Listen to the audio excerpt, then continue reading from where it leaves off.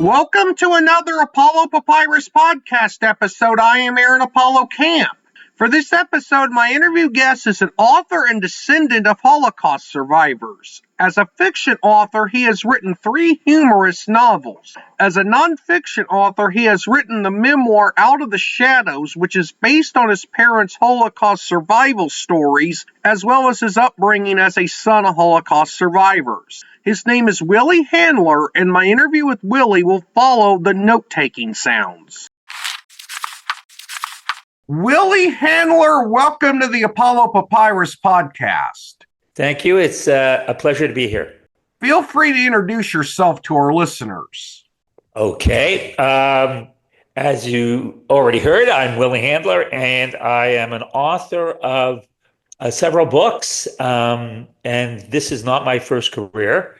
But I wrote 3 fiction books over the last 10 years. And last year, late in the year, I released a memoir, which is best described as my family's legacy within the Holocaust, as well as what it was like growing up with survivor parents. I'll start with your fictional novels, as those were the first 3 books you wrote, and without spoiling too much of your fictional novels, which are titled Loved Mars, Hated the Food, The Road Ahead, and Deep into the Weeds, what are each of those about? Okay, well, my first book was The Road Ahead. I wrote that because I had retired from the government. I had all these sort of interesting little anecdotes and stories that I had saved up about working with politicians. And I decided I would pull these things together and create a political satire. And the story is really about a man, and he's basically an insurance agent who was asked as a favor to run in a riding that never elected a member in 50 years from his party, and some strange thing happened along the way, and he ended up getting elected, and he became what I would call the most inappropriate and incompetent politician you could possibly meet. And yes, this is fiction. The next book I wrote was I wanted to do something different, and I wanted to do some world building, just to give it make a stab at that. And I wrote a story called Love, Mars, Hated the Food, an interesting title, and it is about a chef who is selected to be part of the first colony on Mars. The colony unexpectedly is catastrophically destroyed, and he's the lone survivor. And he's picked up by 2 Martians who basically save his life. And there are an interesting bunch of sort of escapades that kind of follow from his interaction with Martian society. And I call it a science fiction spoof. It's quite funny, and it also kind of makes fun at, I guess, society in North America and on Earth. So it probably my most popular book. And then I followed it with I wanted to do something darker, and Deep into the Weeds is a black comedy. It is about a dairy farmer who is about to lose, or is on the verge of losing, his farm because of some free trade agreement between 2 countries that are probably fighting between themselves right now, Canada and the United States. And he decides to convert his farm to growing marijuana, and that leads to a series of unexpected events, so to speak. He's harassed by his bank, bunch of Bible thumpers, um, drug dealers, and the likes. And so it has sort of a bit of a dark ending. So those were the three humor books, all quite different, and quite interesting.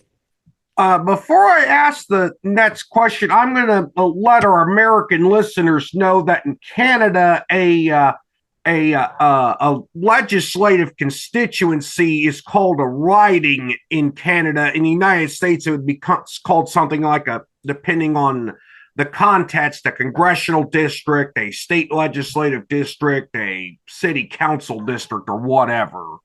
Yes, that's right.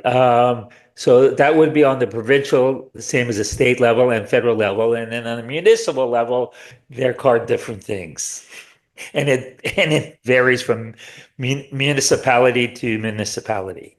My next question is, what motivated you to write humorous fiction? Uh, it's always kind of been part of me. Some people consider me to be a funny person. It all depends on what you find to be funny. And it just was, I idolized certain humorists, and it was something I wanted to try, and I kind of really enjoyed it. And I'm sure I will one day return to writing humor books. That's kind of that's just kind of how my mind works. I think that funny people are sort of wired that way. You don't learn how to write funny. I think you either have it in you or you don't. What? Okay. Without spoiling too much of your memoir, Out from the Shadows, what is it about, and how difficult personally and emotionally was it for you to write your memoir? Well, I have to tell you, I didn't, I never intended to write the memoir. I was sort of pushed into it, and it ended up being sort of one of those pandemic projects. I approached it like my other books. I thought it would be no different, and it was, I have to say, transformational. And the reason being, and then I'm going to sort of have to step back a bit. The reason being is that it kind of released it released not only a lot of memories I had of my childhood, some of them kind of negative, but also a lot of trauma that I had been carrying. And I should add that my parents were both Holocaust survivors, and anybody coming out of the Holocaust was seriously traumatized, and unfortunately, a lot of that trauma is passed on. The book basically talks about four different things. My family's history. I did a lot of research. I spent 2 years researching. My parents were no longer alive, so I couldn't ask them what happened, and they didn't talk much about their experience. And so I had to do a lot of digging through archives, databases, um, recorded testimonies from survivors, history books, papers, and essays to put it all together. And then there's a part of the book that talks about what it was like living with two survivors and growing up in a very sort of, I would say, non-conventional home. And then I talk a lot about intergenerational trauma, which not everybody is familiar with, but it is that trauma that I previously talked about that gets passed on. Unfortunately, um, when people are traumatized, some of it is stored in your body and even within your genes and passed on to descendants. I didn't really know that until I was a full adult. And so I talk about that experience. And then at the end, it sort of talks a little bit about the history of anti-Semitism, because I guess maybe the worst product of anti-Semitism was the Holocaust itself. What motivated you to switch from writing humorous fiction to writing a memoir about your parents' Holocaust survival story? Well, I think part of it was I really thought um, I wanted to honor my parents and their legacy, and the best way I could do it was to put it into the book. That was one motivation. I think the other one was that the memory of the Holocaust was beginning to fade in people's mindset. I saw in fact, today I saw a news article that about one third of youths in Canada and the United States um, are unaware of the Holocaust or feel it that it's been exaggerated. So there's sort of a there's I sort of took upon as a bit of an educational piece, and then finally I wanted my family, my children, grandchildren, and future descendants to know where they came from, because we don't have any family heirlooms. Everything was taken away or destroyed, and our family heirloom is now this book. What is it like to be raised by parents who survived the Holocaust, and have you visited your parents' birthplace? Um, what is it like? Well, my parents, like many immigrants, came to Canada with nothing, and sort of rebuilt their lives, literally nothing. So, and but their focus was on very basic needs: uh, food, clothing, shelter. They provided really a minimal amount of emotional needs. Uh, I I would say, to give an example, uh, when I brought homework home, I was on my own. If I had a problem at school with a teacher or other kids, I was on my own. If I wanted to participate in sports, organized sports, I was on my own, um, and so on and so forth. They were busy dealing with their own trauma and trying to eke out a living, and as a result, you're forced to grow up very quickly.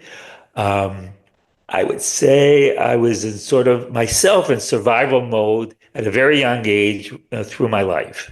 And so it's quite different than even a traditional sort of immigrant family, though not different than any other immigrant family that fled from some type of war or hostility or famine or persecution.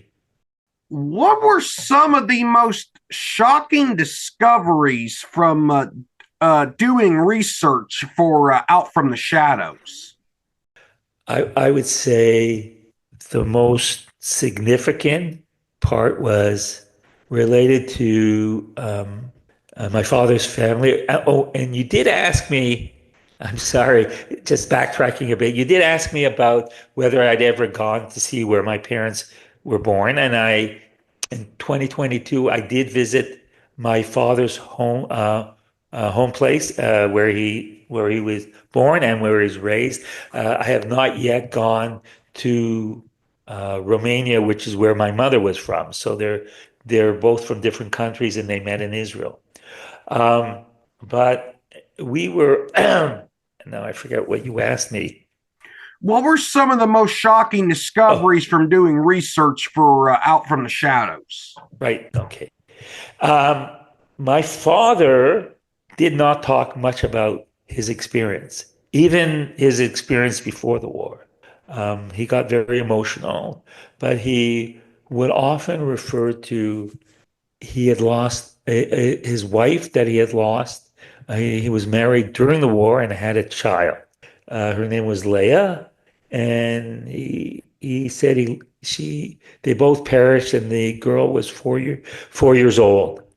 So part of my research was kind of to nail down when he was married and when his daughter Leah was born.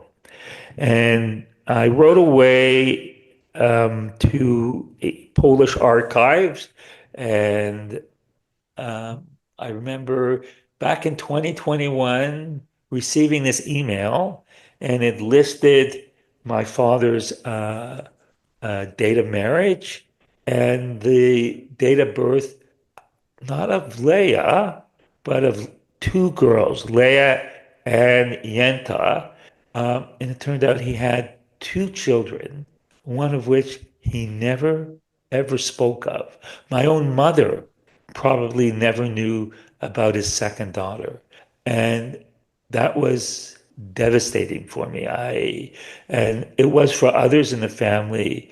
No one could figure out why he never mentioned the second daughter, and to this day we don't know. Are all your books independently, traditionally, or hybrid published, or did you use different publishing methods for each of your books? My first book I self-published, and I the second and third books are from small independent presses, uh, and um, and then the second book, Love Mars, Hated Food, the publisher closed shop as they were about to publish my third book. So what I had to do was republish or self-publish that second book, and the third book I did find another publisher. The memoir is also it's a niche publisher who specializes in Holocaust memoirs and World War II stories.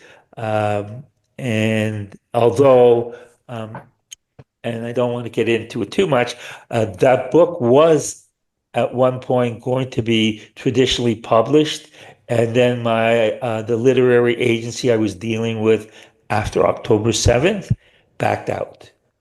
You're working on an upcoming book that will be titled The Hidden Victims. Without spoiling too much your upcoming book, do you have any interesting stories to share from the people you've interviewed for that book? Yeah, so many.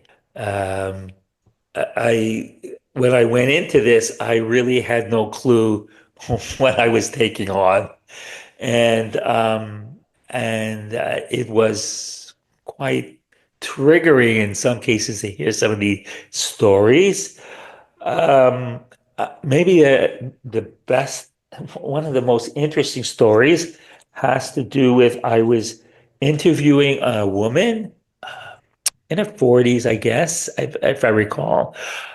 She was the granddaughter of Holocaust survivors, and she told me when her son was maybe 3, 4 years old, just learning to speak, he woke up one morning crying and yelling that he didn't want to be taken away. He didn't want to go on a train, and he didn't want his mother to leave him.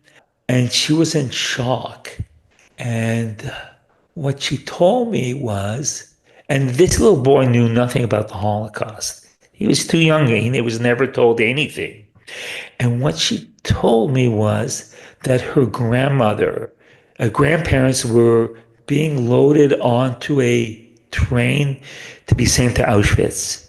And they had a young baby, and a soldier grabbed the baby out from the grandmother's arms and put him on another car in the train, and they never saw that baby again. That kind of, and I've heard other stories just as shocking as that, but I was quite amazed by that. My last question for this interview: why did you decide to go to therapy at the age of 69? And what is your best advice for older people who need therapy and/or mental health care for the first time in their lives? Well, that goes back to my memoir.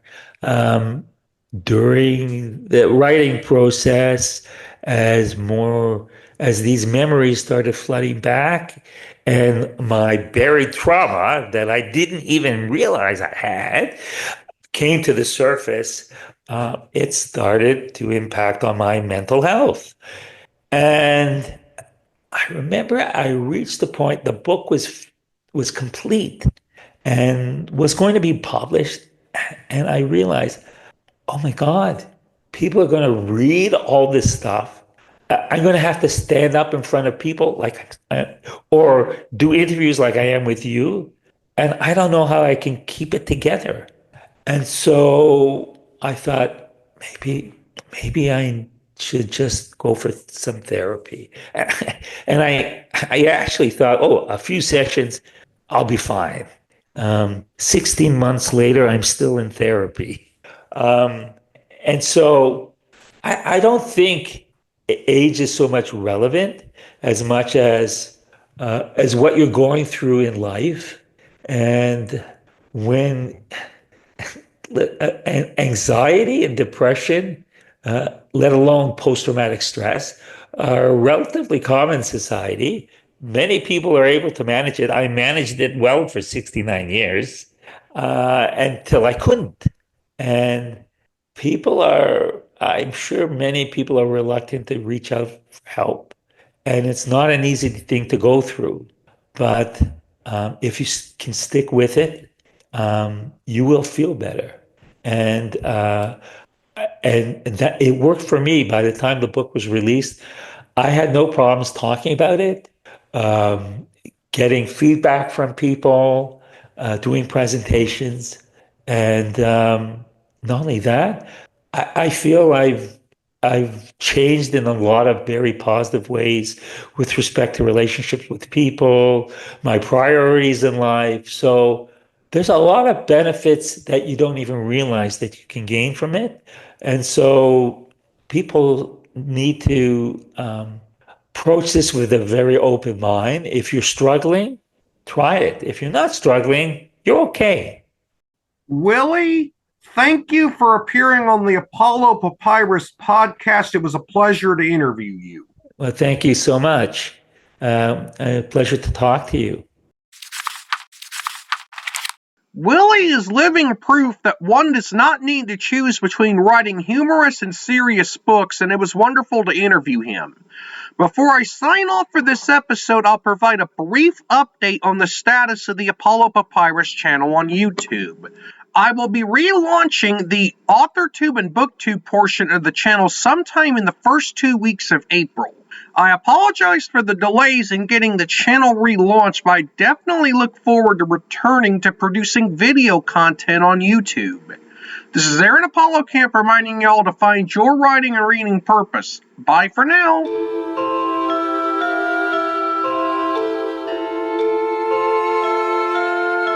Copyright 2025, Aaron Apollo Camp, all rights reserved. This podcast episode is intended for the private listening of our audience. Any reuse or retransmission of this podcast episode without the express written consent of the podcast host is prohibited except under fair use guidelines. Royalty-free music and sound effects obtained from https://www.zapsplat.com.